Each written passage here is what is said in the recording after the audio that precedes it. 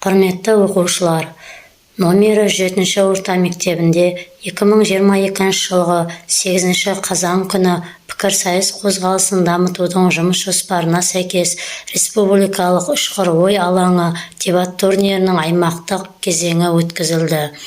Дебат турниріне номері 109, 108, 106 және 107 мектеп оқушылары қатысты. Дебаттың негізгі мақсаты белгілі бір фактілерді зерттеуге, жүйелеп сөйлеуге, өз ойын ашық және жүйелі етіп дәлелдеуге, өз бағытын дұрыс ұстануға жетелеу. Дебат қарары дамушы елдерден дамыған елдердің мигранттарының кетуі деп есептейді. Турнир барысында осы номері 106 мектептен Бәйтерек фракциясы, 107 мектептен Жалынды жастар фракциясы, 108 мектептен Алаш фракциясы, 109 мектептен Намыс фракциялары қатысты. Дебат сол уақытта өз дәрежесінде ережені сақтай отырып өткізілді. Дебаттың нәтижесінде аймақтан аудандық дебатқа номері 7 мектептің Жалынды жастар фракциясы өтті. Жалынды жастар фракциясының қатысушылары Кетебаева Зухра және Нұрлыбек қызы Нұрай. Біз дамушы елдерден дамыған елдерге мигранттардың келуі туралы ойда екіге бөлінеді. Мысалы, Еуропа комиссиясы Еуропа одағына мүше елдерге басқа мемлекеттерден келген мигранттарды қабылдауға міндеттеуді немесе көп көлемді айыппұл салуды ұсынды. Бірақ бұл ұсынысқа мигранттарды дамыған елдерге теңдей бөлу саясатына қарсы елдердің бірі Польша, Чехия, Венгрия секілді елдер бірден өз қарсылықтарын білдірді.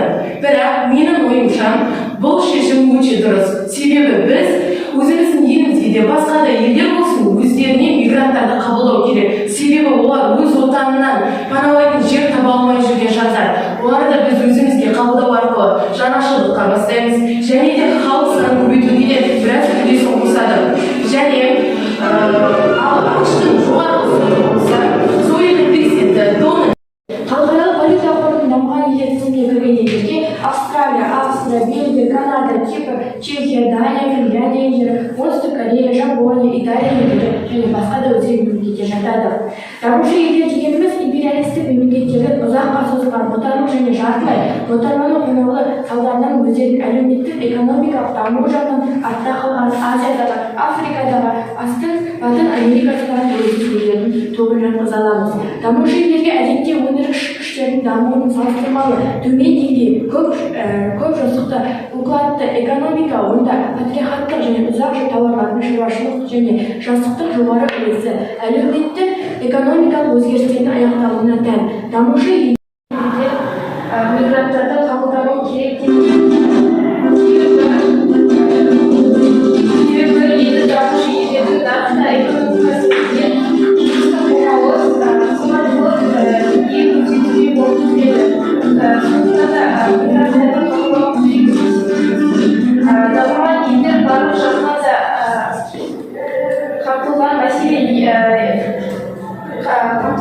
мәселен тұрмыстық, экономикалық, білім беру, денсаулық жағынан да жақсы жетілген. Сондықтан да дамыған елдер, дамушы елдердің жүзеге асуы тиіс. Дегенмен қабылдаушы елдерге иммиграция қысқа мерзімдік тұрғыдан біраз қиындықтар мен ақшалай шығын келтіреді. Әсіресе аяқ астынан көп босқын ағылып кететін болса.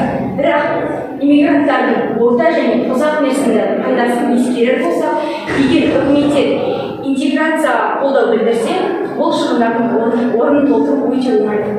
Яғни қорыта келе, мен